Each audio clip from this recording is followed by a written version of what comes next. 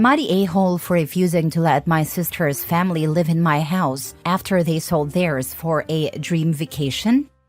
So I, 32 male, own a modest 3-bedroom house that I've been paying off for the last 10 years. It's nothing fancy, but it's mine, and I'm proud of it. My sister, 29 female, and her husband, 31 male, are the typical free-spirited types. They've always talked about quitting the rat race, living life to the fullest, all that. Well, a few months ago, they finally did it. They sold their house during a booming market, thinking the profit would fund a year-long break to travel. They believed they could stretch the money by traveling cheaply, staying in hostels or Airbnbs, and getting by with occasional odd jobs. At first, they stayed in nicer places and ate out a lot, thinking they had plenty of cushion. But within 2 months, they were out of money. They underestimated how quickly expenses would pile up, especially with 2 young kids, 7 female and 5 male, to feed and care for. Now that their funds are drained, they've decided to stop full-time travel, but don't want to settle down yet. Instead, they asked to live with me, rent-free, for the next 10 months while they figure things out. They say they'll still try to take some occasional trips if they find super cheap deals, but for the most part, they want to stay at my house. I told them no. My house isn't big enough. I don't want the disruption, and I certainly don't think it's fair for them to live off me because their plan failed. I offered to help them find an affordable rental, or even cover part of their expenses for a couple of months so they could get back on their feet, but that wasn't enough. My sister blew up at me, calling me selfish and accusing me of being jealous of their adventurous lifestyle. To make it worse, my parents are siding with her, saying that family should help family and that I'm being too rigid. The thing is, my parents live in a small apartment and can't take in my sister's family, which is probably why they're pushing it to me. They say I don't understand the value of experiences and that I should be more supportive. Some of our mutual friends are also saying I should be more understanding, but I think it's completely unreasonable to expect me to house their whole family for nearly a year just because they didn't plan properly. Am I the a-hole? Now for the top comments. They say I don't understand the value of experiences. Tell them you don't value the experience of having freeloaders in your house indefinitely. Not a-hole. I would have just started laughing uncontrollably and wouldn't have even been able to answer for the last 5 minutes. Financial screw-ups, check. Parents on side of financial screw-ups, check. Mutual friends on side of the financial screw-ups, check. Parents can upsize. Mutual friends can accommodate.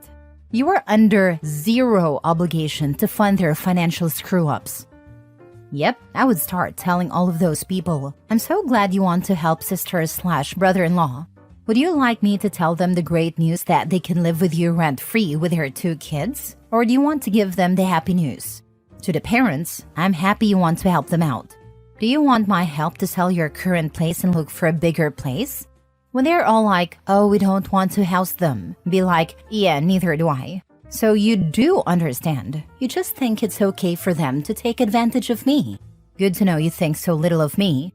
I will be lowering contact till you pull your head out of your behind. Not a-hole OP. OP, please install cameras all around your house if you don't already have any. People who think it's wise to sell their home and become vagrants with very young kids who should be learning socializing in school are not sane people, and I wouldn't put it past them to try and force their way in and squat. Next story. Am I the a-hole for accidentally ruining a highly anticipated wedding through a compliment? I, 17 female, have been staying at my uncle's house for a few weeks now. He is a handicapped man who lost both his legs to a car accident 5 years ago. Being a wheelchair user, he always believed that he would never get married or have a love life because of his age and physical limitations. However, he is a very hilarious man with an entertaining personality, and almost all our relatives love him and we all wanted him to find love. After a lot of matchmaking, he finally started dating a girl a year ago. They decided to get married on September 25th, 2024. A week ago, I came across an Instagram post of my friend, and in that picture, I saw my uncle's girlfriend chilling in the background. What I didn't notice was a guy standing next to her. She was wearing a beautiful dress, so I sent that picture to my uncle appreciating his girl's beauty. Turns out that the guy I ignored was her ex. There arose some conflicts, and he called off the marriage. She may or may not have cheated on him. They didn't clarify anything. All my relatives are outraged after realizing that I was the main reason for this. They told me that I should have shown something like this to proper adults, instead of ruining a long-awaited marriage. I tried telling them that I didn't expect it to turn out like this, but they all keep insulting me for being a family ruiner. My uncle said that we should not try matchmaking in this case again, and that he is not interested in anything anymore. My senseless action led to all this mess, and I feel very guilty. Edit 1. The picture was not taken long ago. It was clicked on September 10 at the birthday party of the sad friend's sibling. Not the a-hole. You didn't ruin the marriage. It was a pre-existing issue that you unknowingly exposed. Exactly. It's unfair to blame her for uncovering something that was already brewing beneath the surface. It's tough to see how one mistake spiraled into such chaos. Your intentions were good, but it's a reminder that relationship can be fragile. Don't be too hard on yourself. You didn't mean for this to happen. So wait, your family thinks it would have been better if your uncle never found out his fiancée cheated on him and just ignorantly married a cheater anyway? Jesus, what a bunch of ableist a-holes.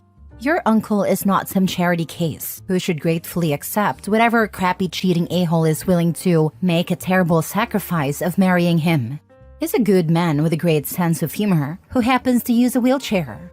He's allowed to have as high standards for a partner as anyone. Whoever he ends up with will be just as lucky to be with him as he will be to be with her. If your uncle was able-bodied and his fiancée cheated, no one would think you ruined his wedding by accidentally alerting him to the cheating. They would rightfully blame the cheating fiancée for ruining her own wedding and breaking your uncle's heart. This deeply ableist belief that this was his only chance, and you ruined it by revealing she was a crappy person, but crappy is all he can hope for. So it would have been better if he never found out. So this is your fault, Opie? It's absolutely disgusting. Your uncle deserves better from his future partners, and way better from his horrible ableist family, who don't seem to see him as a whole person equally deserving of love, loyalty, and respect. I agree. Even with your uncle's condition, he deserves someone that will truly love him and will not cheat on him. You did not ruin his wedding. You prevented your uncle from being miserable if he finds out that her girlfriend is cheating on him after their marriage, Opie. Not the a-hole. Edit 2. After taking inspiration from all the people that told me I am not at fault, I mustered up the courage to ask my cousin what exactly happened. The girlfriend was indeed cheating. I confirmed it. I stated that my family loves my uncle, but hearing everyone's take on this, I am genuinely questioning it. I don't know much about the core of family drama involved in this, because they don't consider me an adult to share any of it. They are enforcing the forgive and forget culture. My grandmother is still trying to convince my uncle for a compromise. Apparently, I don't think she considers cheating as a problem. Don't question me. I am just as baffled as all of you. Next story. Am I the a-hole for wanting to go nuclear after my sister-in-law kicked out her teenage sons? Hey everyone, my husband 34 and I 36 are in a tough situation with my sister-in-law, Barbara 41, and we need an outside perspective on whether we're overreacting or if our stance is justified. We're leaning toward the latter but are open to thoughts. Barbara has 4 boys, 17, 14, 13, and 7. Despite her having a rough history with bad relationships, her kids have always been well-behaved. The only constant man in her life has been Reese, 48, her on-and-off husband who does nothing for her or the kids except work. He blows his money gambling, cheats on her openly, and relies on her for everything else. For 7 years, she's come to us venting about him, swearing it's the last time, but always goes back. In 2020, after yet another huge fight, the entire family intervened. We sat her down, told her we were here to help with anything she needed. Lawyers, a safe place for her and the kids, even handling the legal stuff if necessary. She agreed to kick him out, but within 6 months he was back because he couldn't find a place to stay. This grown man, who has worked a steady job for 20 years, somehow needed help. Since then, things have gotten progressively worse. Barbara decided to stick with marriage counseling, even though the whole family urged her to leave. She's clung to the idea of honoring her marriage despite the toxic environment. As a result, her kids have started to suffer. The eldest started skipping school and smoking heavily. A few months ago, my husband got a 2 a.m. call from him who said he was self-harming and afraid to act on it. When we got to their house, we learned he had told his stepdad the same thing, and Reese told him to just do it because no one would care. My husband, understandably, hit him in the face. We took the boy to the hospital and after his release, brought him home with us for 3 weeks to help him recover. Eventually, he returned to his mom's house, thinking things had smoothed over, but they quickly fell apart again. Soon enough, the second oldest began having issues too. For months, they'd been fighting constantly, and we didn't realize how bad it had gotten until we couldn't get in touch with either of them. Barbara had gone silent. My husband showed up at her house and announced, something our family often does for fun, only to find out that she had washed her hands of the 2 boys for being disrespectful and kicked them out. She had even turned off their phones and didn't know where they were staying. We found out that they'd been crashing with friends for weeks, tried to stay under the radar because they were embarrassed. We picked them up from school and brought them home with us again. They told us that their mom and stepdad had been bullying them, constantly fighting, and that they didn't feel safe going back. Barbara admitted that she put them out, but insisted things weren't as bad as they made it sound. Now, my husband and I want to go full nuclear, report this to CPS, the police, and anyone who can intervene. But the rest of the family wants to handle it internally. We feel like 2 minors were abandoned, and that deserves an extreme response. But the family is now saying we're overreacting, and at the end of the day, these are not our children. So, are we the a-holes for wanting to report this situation and not leave it to family discussions?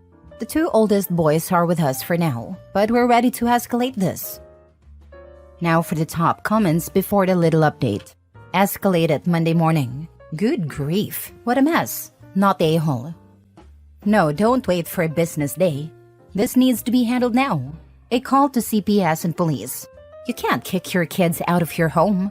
There are still 2 kids in the home. They need to be checked on too.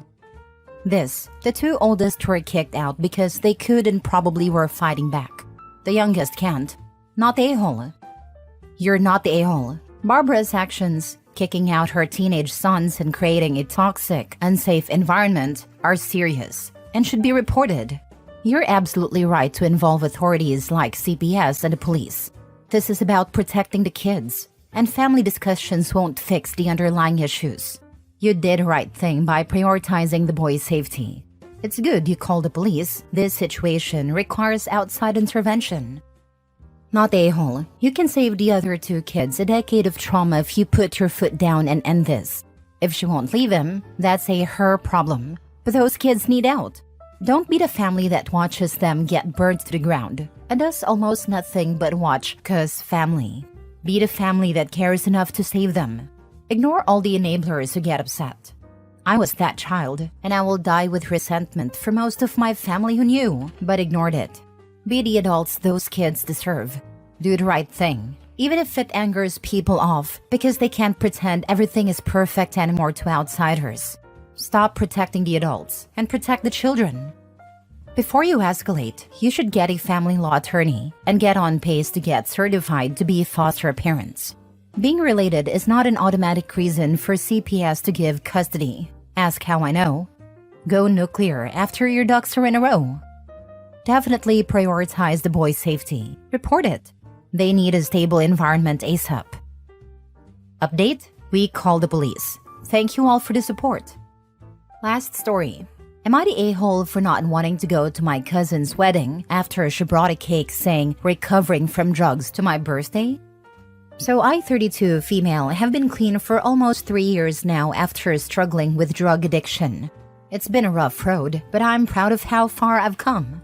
Most of my family have been supportive, but some not so much. My cousin Emily, 28 female, and I aren't that close. We get along, but it's not like we talk often or anything. A few months ago, my family threw me a small birthday party. I was feeling really good about it. I mean, I've been through a lot, and I was finally in a place where I could enjoy being around people again. Everything was going fine until it was time for cake. Emily walks in, all smiles, holding a cake that says, "Congratulations on recovering from drugs," in big bright letters. I felt like my heart dropped. It was so embarrassing. I mean, yeah, everyone there knew about my recovery, but it wasn't something I wanted plastered all over a cake at my birthday party. Some people laughed awkwardly, and I could tell a few of my family members were just as uncomfortable as I was. Emily, though, acted like it was the funniest thing in the world. She said it was just a joke, and she thought it'd be a funny way to acknowledge my progress. I tried to keep it together, smiled through it, but inside I was hurt and angry. Afterwards, I pulled her aside and told her the cake was completely out of line. She kinda rolled her eyes and said, "Oh, come on, it was just a joke, and you're being too sensitive. I was just trying to show I'm proud of you." I explained that my recovery isn't something I want joked about, especially not in front of people, but she didn't seem to get it at all. She just shrugged and moved on, like it was no big deal.